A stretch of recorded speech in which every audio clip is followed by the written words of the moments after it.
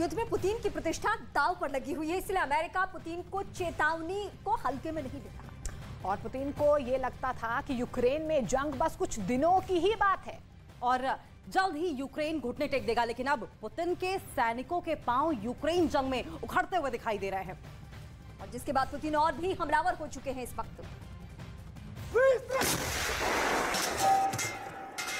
जब रूस यूक्रेन युद्ध शुरू नहीं हुआ था, पुतिन कहते थे कि 72 घंटे के भीतर यूक्रेन को घुटनों पर ला देंगे, लेकिन अब ये युद्ध 8 महीने पुराना हो चुका है। रूस ने अपने हजारों सैनिक गंवा दिए। जमीन पर स्थिति पुतिन के लिए ज्यादा अनुकूल नहीं है। जानकार मानते हैं कि इस वजह से भी पुतिन लगातार परमाणु हमले की चेतावनी दे रहे हैं।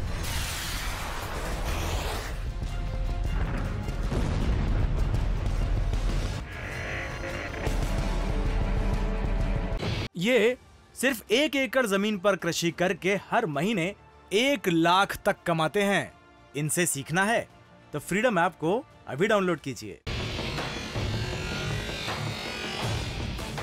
चेतावनी ही सही, लेकिन क्या इस चेतावनी को हल्के में लेने की भूल करनी चाहिए? वो भी तब जब पुतिन की प्रतिष्ठा दांव पर लगी हो, जब यूक्रेन के बहाने अमेरिका जीत का जश्न मना रहा हो, जब ज़ेलेंस्की को मात देने के लिए रूस के हथियार एक के बाद एक धराशायी हो रहे हो। परमाणु बम कोई 1, 2 या 5 मिसाइलों का हमला नहीं है। इससे हुई बर्बादी का सिर्फ अंदाजा लगाया जा सकता है। कई रिपोर्ट्स में यह सामने आ चुका है कि डोनेट्स्क, लुहांस्क, खेरसोन और ज़पोरिज़िया में जनमत संग्रह कराने के बाद अब पुतिन न्यूक्लियर अटैक की ओर बढ़ रहे हैं। पुतिन के परमाणु अटैक की थ्योरी को पुतिन के एक्शन भी सपोर्ट करते हैं। रूस की सबमरीन बेलगोरोड, जो कि परमाणु मिसाइलों से लैस है, पुतिन ने उसे मूव करने का ऑर्डर दिया है।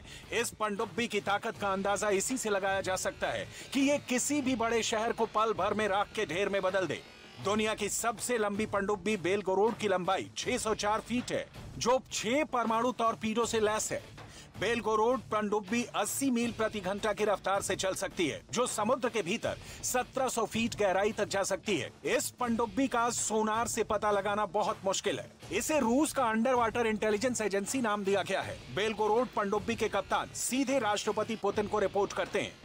दुनिया भर के रक्षा विशेषज्ञों का मानना है कि अगर बेलगोरोड के परमाणु टॉर्पीडो में से किसी एक का भी इस्तेमाल किया जाता है तो समुद्र में रेडियो एक्टिव सुनामी आ सकती है। कहा जा रहा है कि नाटो ने रूस बेलगोरोड के मूवमेंट को लेकर अपने सदस्यों को डेंजर सिग्नल भेजा है। पुतिन वैसे नेताओं में शुमार किए जाते हैं जो अपनी धुन के पक्के हैं। अपनी जिद से जीतने की आदत वाले पुतिन के सामने यूक्रेन जंग खत्म करने के विकल्प धीरे धीरे सिमटते जा रहे हैं।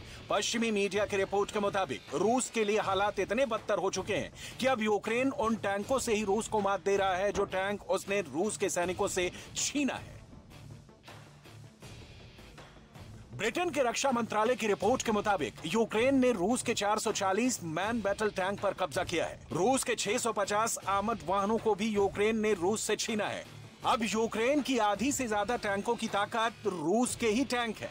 मतलब पुतिन के हथियार से ही ज़ेलेंस्की पुतिन को मात दे रहे हैं और अब तो पुतिन की तरह ज़ेलेंस्की भी परमाणु बम गिराने की धमकी दे रहे हैं। हालांकि ज़ेलेंस्की के बयान की निंदा होने के बाद उनके एडवाइजर को बीच बचाव में उतरना पड़ा है और ज़ेलेंस्की के बयान का मतलब क्या है ये समझाना पड़ रहा है। लेकिन ज़ेलेंस्की का नाटो से न्यूक्लियर अटैक की अपील वाले बयान ने अपना काम कर दिया है। परमाणु हमले की सुलगती आग में प्रेसिडेंट ज़ेलेंस्की ने भी घी डाल दिया है।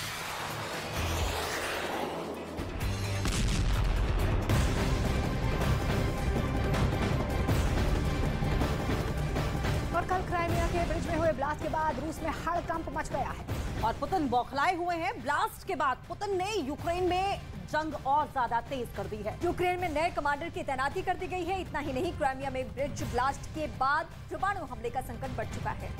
और इस बीच जानकारी मिल पा रही है कि चीन के अखबार ग्लोबल टाइम्स की तरफ से बड़ा बयान भी सामने आया है। और ग्लोबल टाइम्स के मुताबिक क्राइमिया ब्रिज विस्फोट के बाद पुतिन एटमी हथियार भी अब उठा सकते हैं।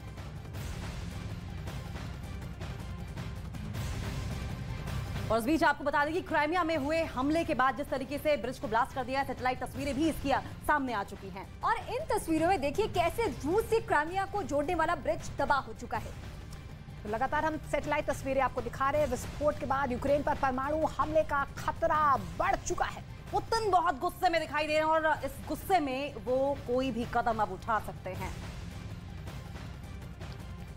तो देखिए तस्वीरें आपकी टीवी स्क्रीन पर आप देख पा रहे हैं। दरअसल क्राइमिया और का ये ब्रिज आप देख पा रहे हैं, दरअसल ये रशिया और यूक्रेन को जोड़ता है और प्रभुत्व यहाँ पर हमेशा से रशिया का ही रहा है। और ऐसे में इस ब्रिज को जिस तरीके से उड़ा दिया गया है, सवाल ये उठ रहे हैं कि क्या अब पुतिन इतना ज्यादा बौखला गए हैं कि अपनी स्ट्रेटेजी में, अपनी रणनीति में बदलाव करेंगे और अब न्यूक्लियर वॉर के खतरे से दुनिया जूझेगी।